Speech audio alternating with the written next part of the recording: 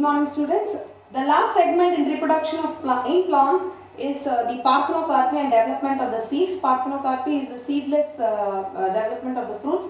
We will be seeing that in this particular video.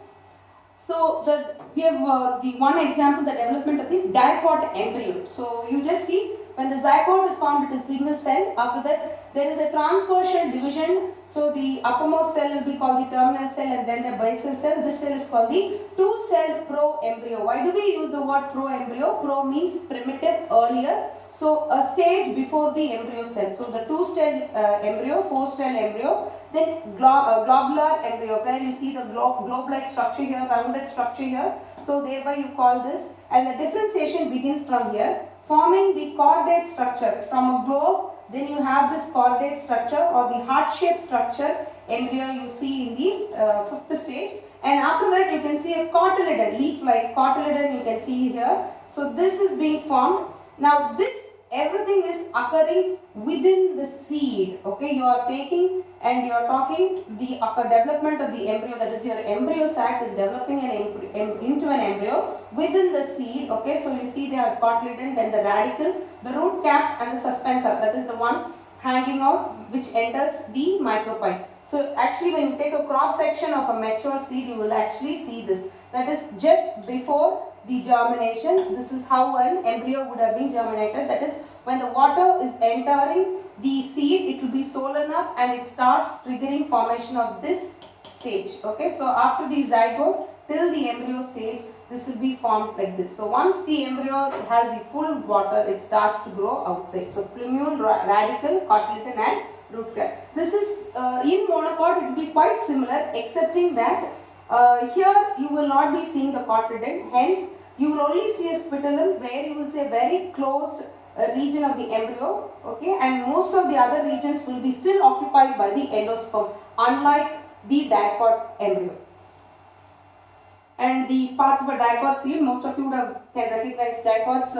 All of you can recognize the pulses, right? This is Thoraparpu, okay, Karpu Kadla and the Pachaparpu. So that is this one is the, technically we take a gram seed, okay, this is a gram seed, okay, and this gram seed you have the seed coat. When you take a cross section of it, you can see two cotyledons, plumule and the radicle. Pretty simple. The seed coat, okay, is called the testa, okay, and the tegmen. The outer one is called the thicker coat is called the testa, and the inner lining thin membranous coat will be called the tegmen, and the hole here you see is the micropyle. And the region there you see a scar, that is the hilum, where was the seed stalk of the ovule was there, that is the hilum is seen here. So that is the parts of the dicot seed, and the parts of the monocot seed is pretty opposite. See, here you see the embryo which is very condensed, and so you call this region as a single cotyledon, and thereby you use the word monocotyledon, whereas there you see two cotyledons, so you use the word dicotyledonate. Here you are using the word monocotyledonate. Predominantly a monocot seed is occupied by the endosperm. The region where the embryo occupies is called the scutellum, and the plumule's covering is called the coleoptile, and the radicle's covering is called the coleorhiza. Here you have a unique layer, unlike the seed coat of the dicot where you see testa and tegmen. Here the seed coat will have an aileron layer, okay. So that is why they tell you not to polish the rice or the wheat so much, because you might remove the aileron layer which contains the vitamins and the fibers, which is very good for the health, okay. So most of your monocot seed come from this Poaceae members, maize, rice, wheat, okay. So this is the structure of a maize, this is the structure of a larger variety of a maize.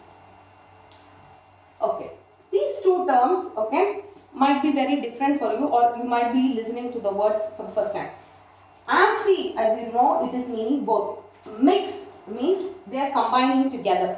So amphi mixes is their involvement of sexual gamete, or the two gametes are fused. So you use the word amphi mixes, or the sexual reproducing organism, you use the word amphi mixes. But when there is no gametes involved, only one of the cell or one of the parent is involved, there is no mixing taking place. So apo, free, no mixing taking place. So non-involvement of gamete is taking place. So that is apomixis. So technically apomixis, a single mother cell, no meiosis taking place, will develop into an embryo, then you call it as an apomixis.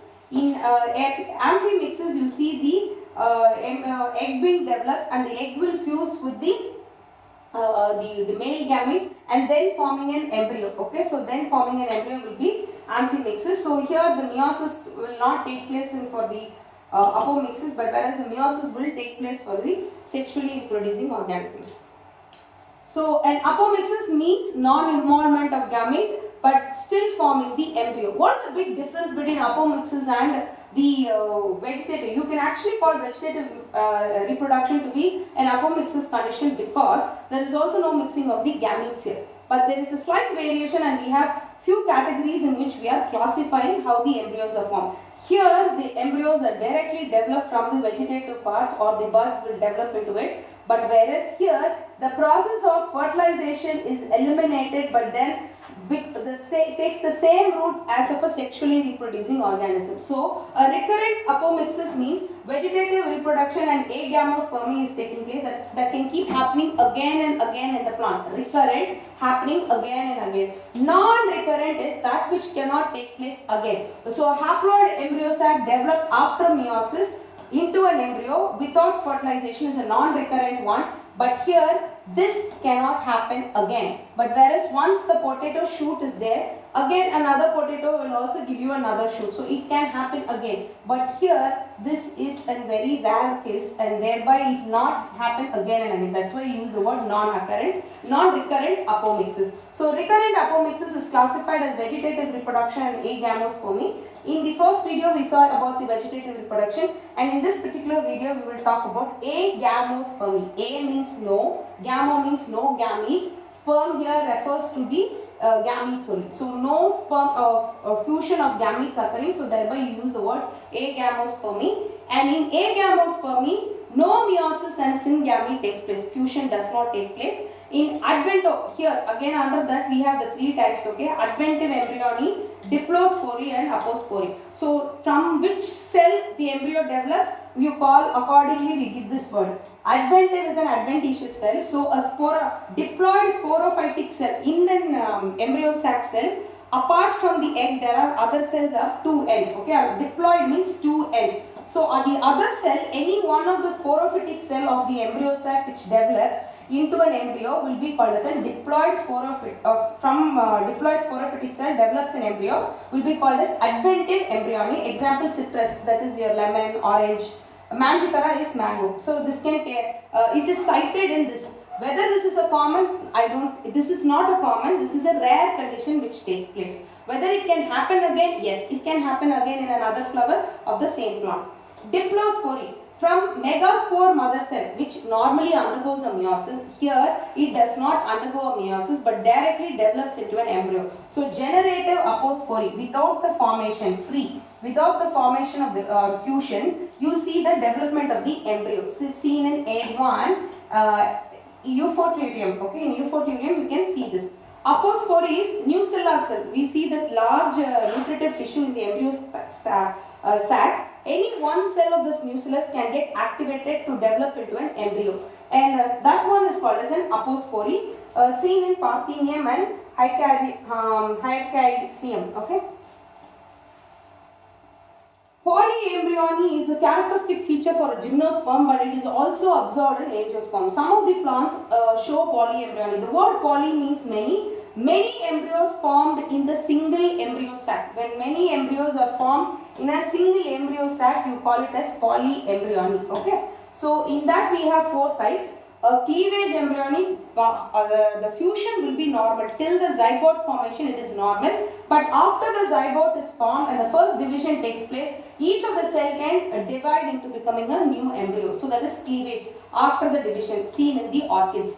Formation of embryo by the cells of the embryo sac other than the egg. So you see the synergids, you see the antipodal cell or the secondary nucleus, they can develop into an embryo along with the zygote. Okay. So synergids in Astrolochia, antipodals in Ulmus, endosperm in Balanophora. Balanophora is in parasitic plants. So all these plants, apart from the normal embryo, these cells can develop into an embryo. Development of more than one embryo sac within the same ovule. So even when the ovule is formed, okay, even when the ovule is formed, every ovule will have one embryo sac. But here, the same ovule can have 2 or 3 embryo sacs. So that means the fusion will occur in all the 3 embryo sacs and then they will be having more embryos from a single ovule. Okay, so example Casuarina, Saukumaram. Okay, activation of some sporophytic cells of the ovule. So along with the nucellus or the integuments also can become into an embryo along with your normal zygote. So this is citrus is again I told you lemon and orange. Syzygium is Navapalam. Okay, so Syzygium is Navapalam. So in that you can see the polyembryo. So this is not again common for angiospermic plant, pretty rare condition that we see, but all the exceptions is what we study in this particular lesson.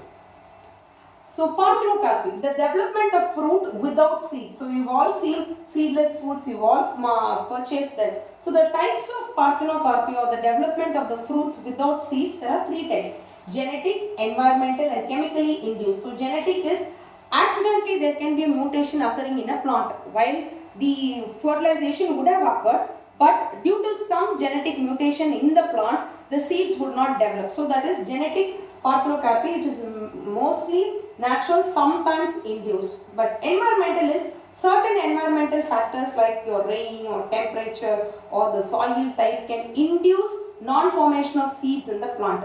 And this is mostly man-made according to the greenhouse cultivation or any other external factors which is modified by man, which can trigger the seedless fruit by the environment. Chemically induced is, we will know that certain hormones will induce, for example, your auxins. Last year we studied in our last lesson, auxins and gibberellins can induce seedless fruits development in watermelon, bananas, grapes. So all these fruits you can have, like your hormones can induce seedless fruits formation. Why parthenocarpic is, see, obviously when we go, we prefer eating and watermelon without a seed, it's much easier without any clumsiness. So seedless fruits have great significance and economic value in horticulture as well as commercial values, and they can be used for preparation of jams and jellies, and the absence of seeds have high proportion of edible parts in them. Okay, with that we come to the end and we have completed the entire chapter of the first lesson. Please see the entire sequence, and if you have any doubts you can post your comments, I will clarify your doubts. Thank you.